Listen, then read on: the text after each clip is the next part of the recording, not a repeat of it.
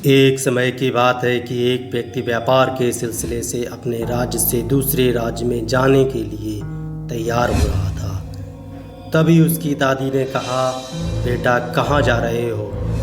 बेटा ने उत्तर दिया, व्यापार के सिलसिले से दूसरे राज्य में जा रहा हूँ। दादी माँ ने मना किया, ना बेटा, रास्ते में बहुत सारे डाकू, चोर और भूतों से सामना करना पड़ेगा। ना जा बेटा, ना जा।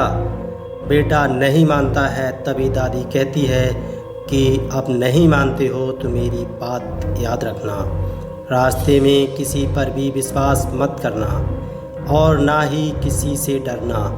वह व्यक्ति घर से बाहर चला जाता है और घर से बाहर निकलते ही छींक होती है और नगर से निकलते ही उसके रास्ते में काली बिल्ली रास्ता काट देती है। इसका मतलब अशुभ हो रहा था। व्यक्ति नहीं माना।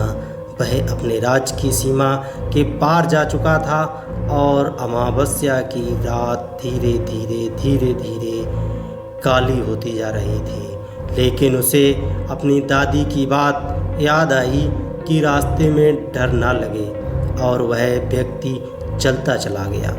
रास्ते में बहुत भयानक सी चीखें और आवाज़ें रात के अंधेरे से आने लगी। व्यक्ति अंदर ही अंदर डरने लगा। वह व्यक्ति डर ही रहा था कि उसे एक बहुत बड़ा बाग दिखाई दिया। उस बाग में कुछ लोगों की हलचल सुनाई दी। जब वह व्यक्ति बाग के पास पहुंचा तो उसे कई लोग बाग में दिखाई दिए और वह नाच गाना कर रहे थे। तब उसका डर थोड़ा कम हुआ। उस समय की रात के 12 बज रहे थे। रात के 12 बजने के लिए बाग के लोगों ने उस व्यक्ति को देखा और आमंत्रित किया, आओ भाई, आप भी आ जाओ। मैं तुम्हारे लिए उत्सव कर रहा हूँ, आप भी शामिल हो जाओ। अब तो वह व्यक्ति का डर समाप्त हो चुका था। उत्सव समाप्त होने के बाद सब लोग भोज के लिए तैयार हुए और पंगत लगाकर बैठ गए। उस व्यक्ति को भी भोज के लिए आमंत्रित किया। वह व्यक्ति भी भोज के लिए बैठ गया। सब लोग भोज करने लगे और उस व्यक्ति से कहा, भोज करो भाई। तभी उस व्यक्ति ने कहा, नहीं भाई, मैं एक ब्राह्मण हूँ, मैं शाम के बाद भोज नहीं कर सकता हूँ।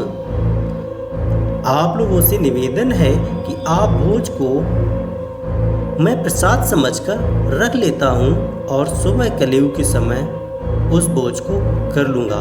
लोगों ने कहा, ठीक है भाई, जैसी आपकी मर्जी। इधर सुबह होने को आई।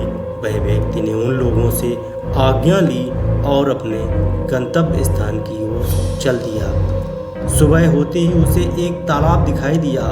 उस व्यक्ति ने सोचा कि क्यों ना इसी स्थान पर पानी भी है तो शौच भी कर लिया जाए। शौच करने के बाद वह चल देता है और रास्ते में एक कुआं के पास गया और उसने पानी निकाला, हाथ मुंह धोया और कलेऊ करने के लिए बैठ गया। जैसे ही उसने गमछा खोला तो वह हैरान और आश्चर्यचकित रह गया।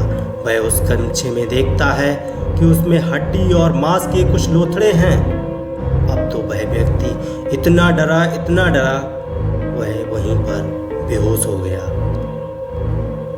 दोस्तों, इसका मतलब बाग में जो लोग उत्सव कर रहे थे वो कोई और नहीं, भूतों का उत्सव हो रहा था। अब आया होगा समझ में कि भूतों का भोजन क्या होता है।